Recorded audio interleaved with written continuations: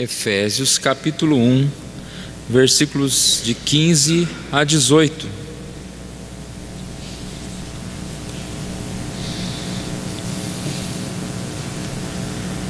Por isso também eu, tendo ouvido a fé que há entre vós no Senhor Jesus e o amor para com todos os santos, não cesso de dar graças por vós, fazendo menção de vós nas minhas orações, para que o Deus de nosso Senhor Jesus Cristo, o Pai da glória, vos conceda espírito de sabedoria e de revelação no pleno conhecimento dele, iluminados os olhos do vosso coração, para saberdes qual é a esperança do seu chamamento, qual a riqueza da glória da sua herança nos santos.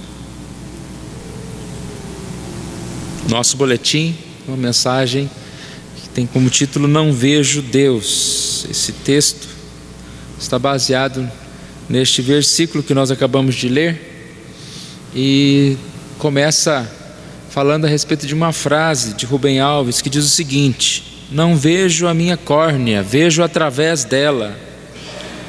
Quem vê a própria córnea é cego. Deus é como a córnea, uma transparência invisível que nos permite ver. Quem diz que vê Deus é cego de Deus. Não vamos fazer uma análise teológica da frase, né? Podemos encontrar alguns problemas aqui, mas muita coisa interessante nós podemos tirar aqui. A ideia de não ver Deus realmente fisicamente, né? Deus é espírito, nós não conseguimos enxergá-lo fisicamente, é uma verdade. E também a ideia de ver através de Deus expressa muito bem o princípio que nós aprendemos através da palavra de Deus, através do que nós aprendemos, do que Deus fala conosco, é que nós vivemos, é que nós andamos. Nós não podemos ver Deus, mas nós sentimos a presença de Deus. E essa ideia de nos aproximarmos mais de Deus para enxergar melhor, para viver melhor. Somente essa intimidade com Deus nos dará condições de enxergar melhor a nossa vida. Intimidade, proximidade, o que é que nós conseguimos ver? Aqui nós temos algumas coisas.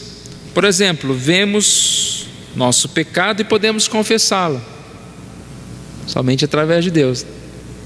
O homem que está afastado de Deus, ele acha que ele não faz nada de errado, ele justifica os seus erros, mas na proximidade de Deus nós podemos enxergar o nosso pecado e confessá-lo. Dentro desse mesmo princípio, aqui diz: enxergamos nossa pobreza e buscamos a riqueza da glória de Deus. Quanto mais nós nos aproximamos de Deus, nós percebemos que os nossos, entre aspas, tesouros, as nossas buscas constantes não são nada, e que a maior riqueza que nós podemos ter é o Senhor Deus. Quando você se aproxima de alguma coisa, quando você enxerga alguma coisa, você dá valor àquela coisa.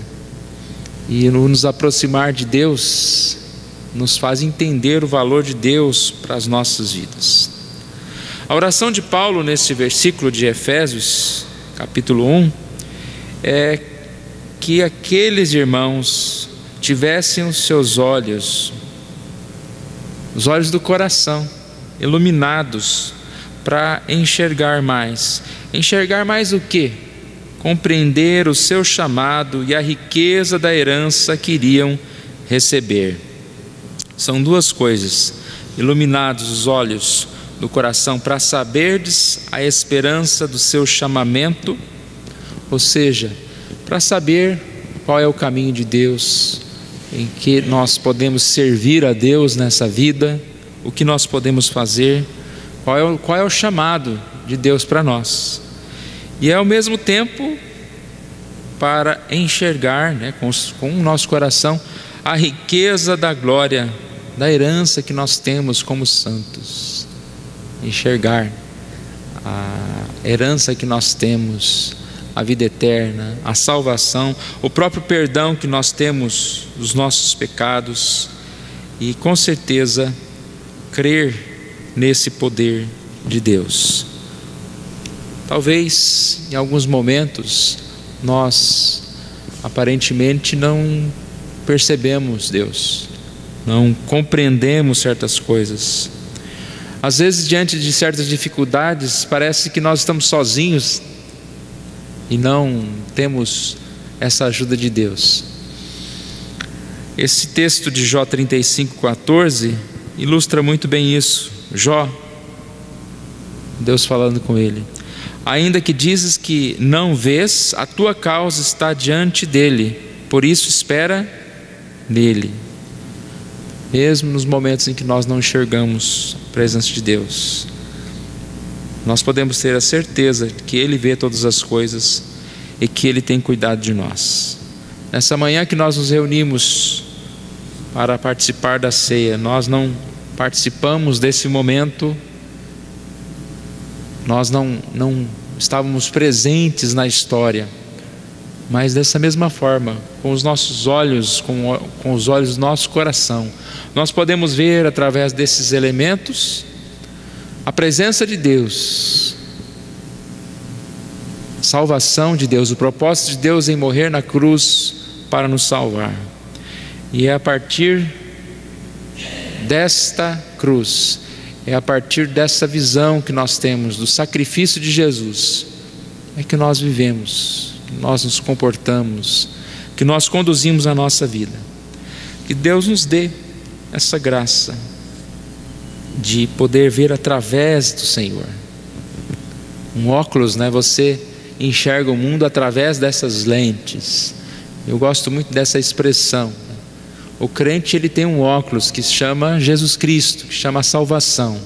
E para qualquer lugar que nós olhamos, nós já não enxergamos com os nossos próprios olhos, mas nós enxergamos com os olhos da salvação. Quem enxerga através de um óculos, ele vê as coisas a partir daquela lente. Se a minha lente for azul, eu vou enxergar o mundo todo azul. Se a minha lente tiver um grau poderoso, eu vou enxergar os mínimos detalhes. E quando eu enxergo a vida através da morte e ressurreição de Jesus, eu já não tenho a mesma visão do mundo, eu já não cobiço as coisas do mundo, eu já não sofro as dores do mundo, porque todas as vezes que eu olho para qualquer coisa, eu vejo o perdão, eu vejo o amor, eu vejo a vida eterna, a esperança da glória. E que assim seja, né? Que os nossos olhos, o nosso coração, a nossa vida seja iluminada por Jesus. Nós vamos orar mais uma vez. Pai querido, nós agradecemos a Ti por essa manhã e pedimos que o Senhor nos abençoe nesse momento que vamos participar da ceia, ó Deus. Pai amado, que a Tua graça, o Teu perdão esteja sobre nós e que possamos, como o Senhor mesmo nos deu, ó Deus, a oportunidade de fazer, participar desses elementos, ó Deus, crendo na salvação, crendo no amor, no perdão de Jesus. Obrigado, ó Deus, por essa oportunidade, por essa escola dominical. Nós oramos em nome de Jesus. Amém.